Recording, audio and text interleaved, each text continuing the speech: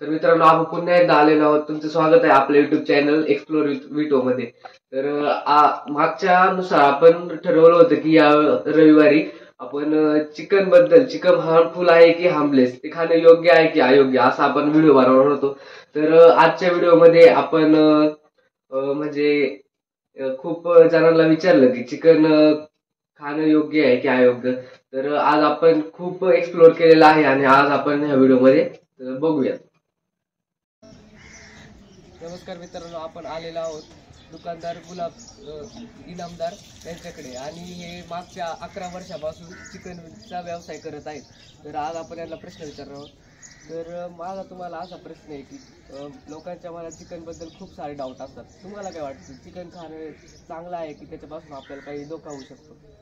Chicken खाणं हे सगळ्यात चांगलं आहे, त्यातून आपल्याला काहीच धोका होऊ शकत नाही. कारण ते 100 डिग्री सेल्सिअसला ते चिकन शिजवलं जातं आणि त्याच्यामुळं जे काही समजा जर लोकांच्या मनामध्ये काही शंका जर असेल तर त्या 100 डिग्री सेल्सिअसमध्ये ते सगळं समाप्त होऊन जातं. त्याच्यामुळे चिकन खायला काय हरकत नाही. तुम्ही 11 वर्षापासून हा व्यवसाय करताय, तर मला हे सांगा की तुम्ही जो चिकन माल आणता त्याच्यावर कोणती जबाबदारी घेता की आपल्याला हे केलं पाहिजे चांगला माल भेटेल? जेणेकरून मी कोंबड्या आणताना ही काळजी घेत असतो की जेणेकरून सगळ्यात चांगला फ्रेश माल घेऊन यायचा आणि इथं लोकांना सुद्धा फ्रेश चिकन खाऊ घालायचं.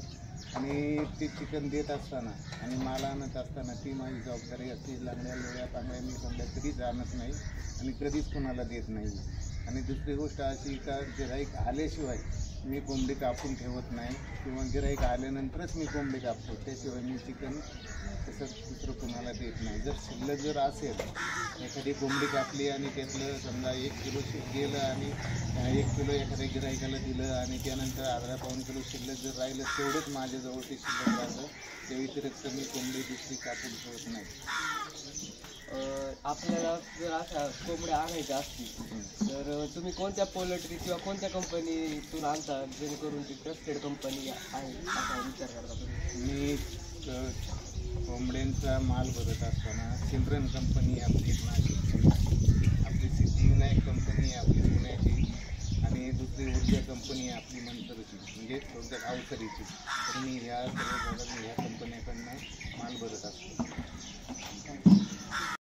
चाचांच्या माहितीनुसार आपल्या लक्षात असं येत आहे की चाचांनी 1 वर्ष आपल्याला चांगलाच माल दिलेला आहे आणि ते नेहमी ट्रस्टेड कंपनीतूनच माल घेतात आणि आपल्याला विकतात. आणि यांच्या बोलण्यावर असं एक लक्षात आलं की आपल्याला चांगला माल देण्याचा प्रयत्न करतात, फ्रेश, आणि जेणेकरून आपल्या आरोग्याची चांगली राहील आणि आपल्याला नक्कीच चिकनचा फायदा होईल.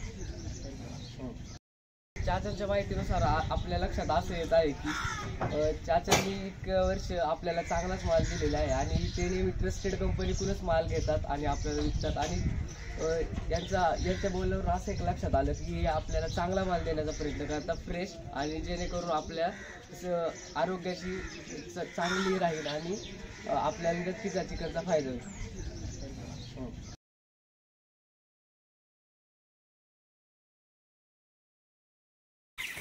नमस्कार मित्रांनो, तर आपण आज आलेले आहोत कृष्णा पोल्ट्री फार्ममध्ये आणि आपण आत्ताचा व्हिडिओ शूट करणार आहोत. तर आपल्यासोबत आहेत उद्योजक मुकुंद बारवे आणि आज आपण त्यांची मुलाखत घेणार आहोत. तर लोकांच्या मनात खूप प्रश्न असतात की चिकन खाणं चांगलं आहे की चिकन खाणं वाईट आहे, त्याच्यामुळे आपल्याला जो वाईट परिणाम होतो की चांगला, त्याच्या वॅक्सिनेशनबद्दल लोकांच्या मनात खूप सारे डाऊट्स राहतात. तर तुम्हाला काय वाटतं, चिकन खाणं हे योग्य आहे की नाही? चिकन खाणे 100% योग्य आहे. चिकनमुळं वेगळ्या प्रकारचं काही असं मानवी शरीरावर काही परिणाम होत नाही, परंतु चिकन हे किती खावा याला थोडंसं लिमिट आहे.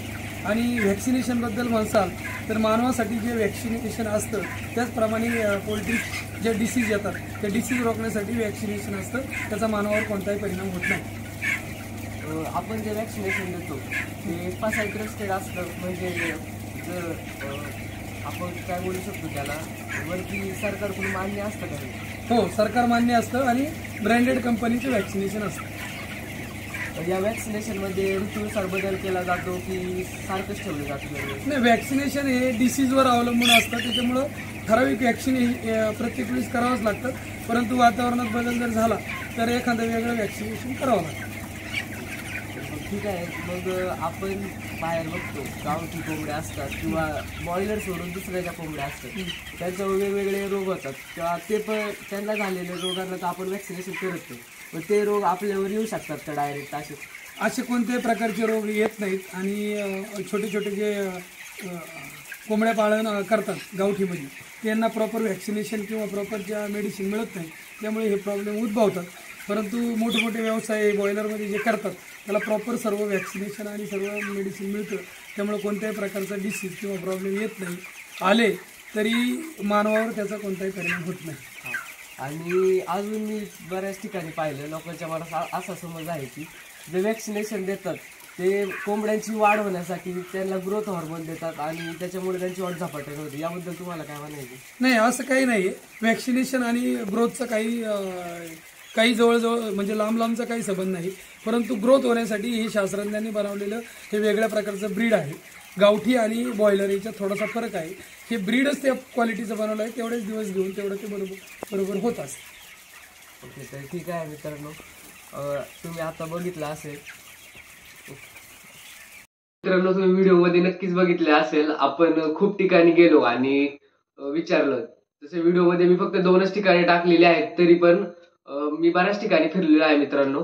तर आपल्या या आपण जे प्रवास केला त्याच्यानुसार आपल्याला एक निष्कर्ष निघालेला आहे, तो आता मी तुम्हाला व्हिडिओच्या शेवटी सांगणार आहे. तर मित्रांनो, चिकन खाणं हे काय वाईट नाहीये.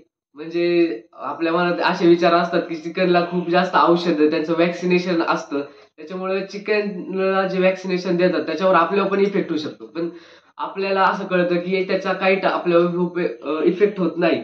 आणि आपल्या मनात अजून एक शंका असते की चिकनला जे वॅक्सिनेशन, जी औषधं दिलेली असतात ती त्यांच्या ग्रोथ होण्यासाठी दिलेली असतात, पण याचं काहीच नाहीये मित्रांनो. आपण चिकनला जे वॅक्सिनेशन देतो ते त्यांची रोग प्रतिकार शक्ती वाढवण्यासाठी, जे त्यांच्यावर रोग येतात त्यांच्यावर त्यांची प्रतिकार शक्ती वाढण्यासाठी आपण त्यांना ते वॅक्सिनेशन करत असतो.